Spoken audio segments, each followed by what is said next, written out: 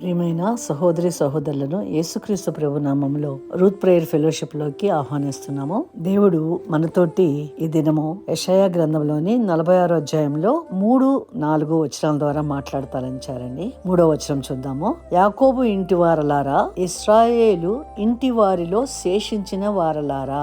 శేషించిన వారు అంటే మనకు అర్థమవుతోంది కదండి, మిగిలిన వారు అంటే కొద్ది మందే ఉన్నారు అని అక్కడ అర్థం కదా.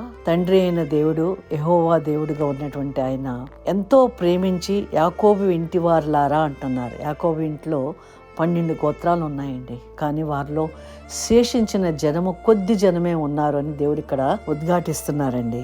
ఆ మాట ఎందుకు చెబుతున్నారు అంటే, తండ్రి అయిన దేవుడు వారిని ఎంతో ప్రేమించి వారికి ఒక ధర్మశాస్త్రం ఇచ్చారు, పాటించవలసినటువంటి నియమ నిబంధనలను తెలియపరిచారు, కట్టడాలను ఇచ్చారు. వారు తొలగిపోయినప్పుడు శత్రు రాజులకు అప్పగించారండి. శత్రురాజులకి అప్పగించడానికి ముందు దేవాది దేవుడు దీర్ఘదర్శుల ద్వారా మాట్లాడారు, న్యాయాధిపతుల ద్వారా మాట్లాడారు, ప్రవక్తల ద్వారా మాట్లాడారు. ఆయనే తన దూతల్ని పంపించి ఇశ్రాయేలు జనముతో మాట్లాడినా కూడా వారు లోబడలేదండి.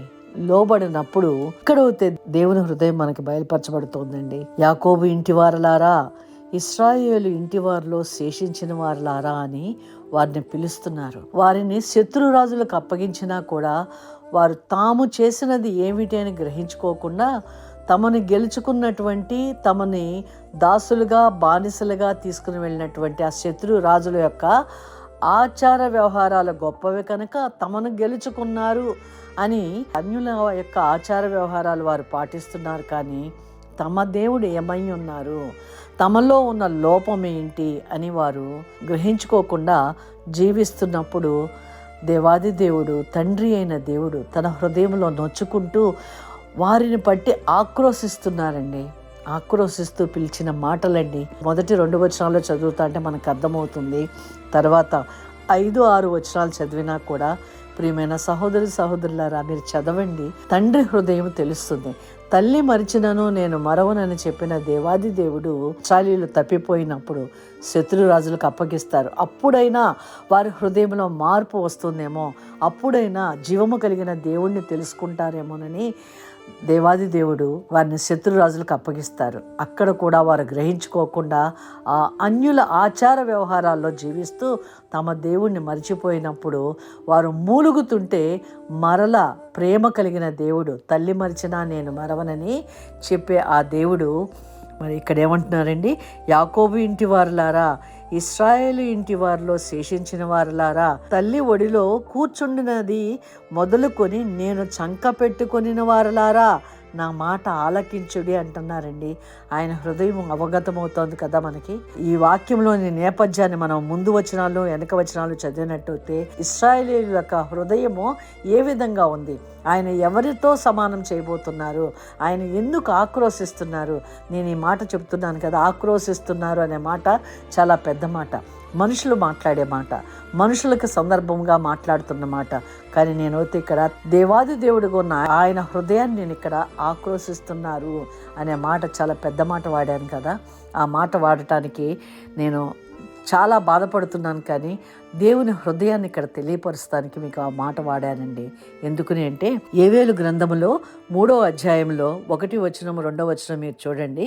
2వ వచనం చివరిలో ఉంటుంది కదా, భూమి మీద సకల వంశములలోనూ మిమ్మును మాత్రమే నేను ఎరిగి ఉన్నాను అంటున్నారు. భూమి మీద ఉన్నటువంటి అనేక వంశాలు ఉన్నాయి, కానీ ఆ సకల వంశాలలో నేను మిమ్మును మాత్రమే, ఎవరినండి ఆయన ఎరిగి ఉన్నారు. ఈ దినమున మిమ్ముల్ని నన్ను కూడా ఆయన ఎరిగి ఉన్న దేవాది దేవుడుగా ఉన్నారండి. ఆనాడు ఇశ్రాయేలీయుల యొక్క ప్రవర్తనను బట్టి ఆయన ఆక్రోశించి ఆ మాట పలికారండి యోవేలు పత్రికలో కూడాను. మరి అలాంటి దేవాది దేవుని హృదయం ఏమై ఉన్నదండి, వారిని శత్రురాజులకు అప్పగించి శిక్షించాలనేది దేవుడి హృదయం కాదండి, తండ్రి హృదయం కాదది. తండ్రి హృదయం అలాగైనా తనను వెతుకుతారేమో అనుకున్నారు. ఆ వెదకకపోయినా కూడా ఆయన హృదయం నొచ్చుకుని ఇక్కడ పిలుస్తున్నటువంటి మాటే, యాకోబు ఇంటి వారలారా, ఇశ్రాయేలు ఇంటి వారిలో శేషించిన వారలారా, తల్లి ఒడిలో కూర్చుండినది మొదలుకొని నేను చంక పెట్టుకొనిన వారులారా అంటున్నారు. నేను అంటే ఎవరండి? దేవాది దేవుడు. ఆయన చంక పెట్టుకున్నాను, మిమ్మల్ని పాలు తేళ్లు ప్రవహించే దేశంలోకి నడిపించాలని నేను మిమ్మల్ని ఉద్దేశించి ఉన్నాను. కానీ మీ ప్రవర్తనను బట్టి నేను మిమ్మల్ని శత్రురాజులకు అప్పగించాను. మీరు అన్య ఆచారాల్లోకి వెళ్ళిపోయి నన్ను తృణీకరించారు అని అంటున్నారండి. అలాగే 4వ వచనంలో కూడా అంటున్నారు కదా, ముదిమి వచ్చే వరకు నిన్ను ఎత్తుకునివాడును నేనే, తల వెంట్రుకలు నెరియ వరకు నిన్ను ఎత్తుకునివాడును నేనే చేసి ఉన్నాను.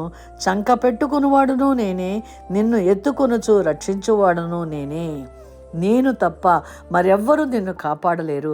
నువ్వు ఎలాంటి తప్పు పనులు చేసినా, ఎలాంటి పాపంలో ఉన్నా నిన్ను నేను వదిలిపెట్టేది వాడని కాను.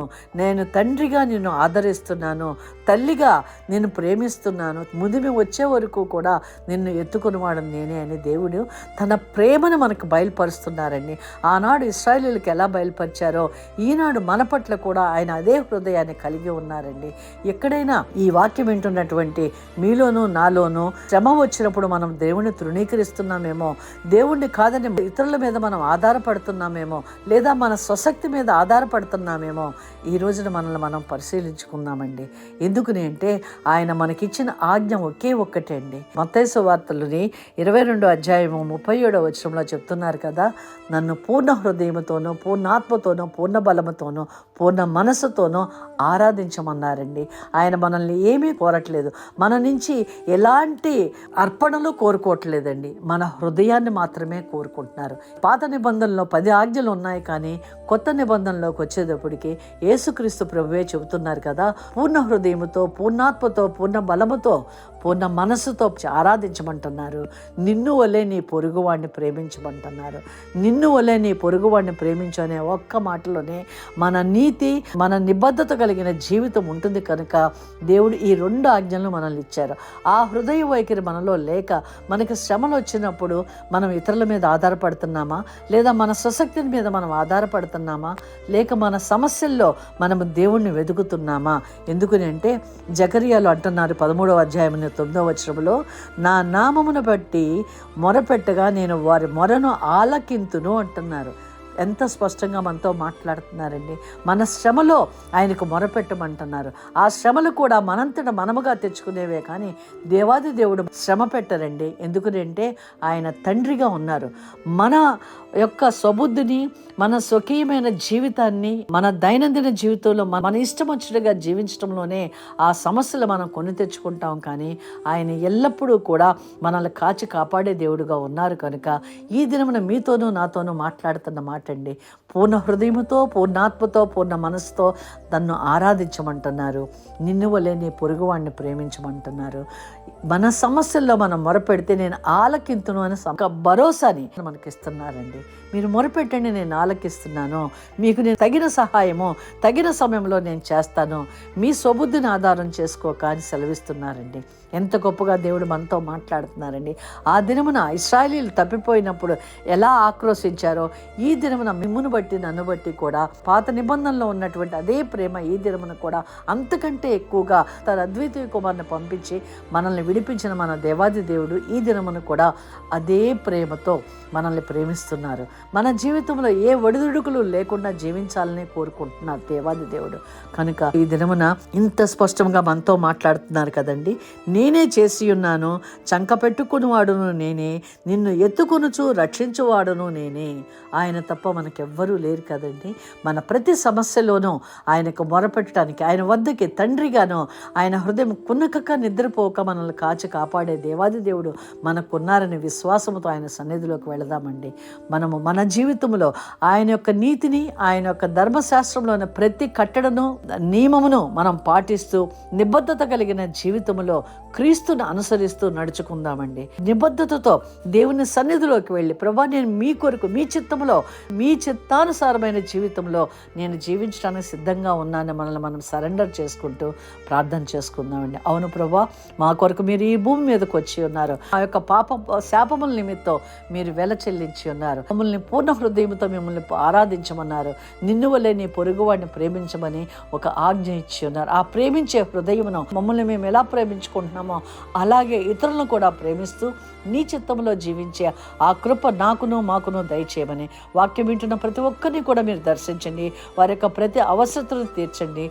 మీ కృపా కనికరములు మా అందరి యందు ప్రవహింపచేసి మమ్మల్ని నడిపించమని నజరేయుడైన యేసుక్రీస్తు ప్రభు పేరిట ప్రార్థించి వేడుకొంచున్నాను తండ్రి. ఆమేన్. వాక్యం వింటున్నటువంటి సహోదరి సహోదరులారా, మీకు ప్రార్థన అవసరం ఉన్నట్లయితే మీరు డిస్క్రిప్షన్లో ఉన్నటువంటి ఫోన్ నెంబర్కి ఫోన్ చేయండి. మేము మీ కొరకు ప్రార్థించగలము.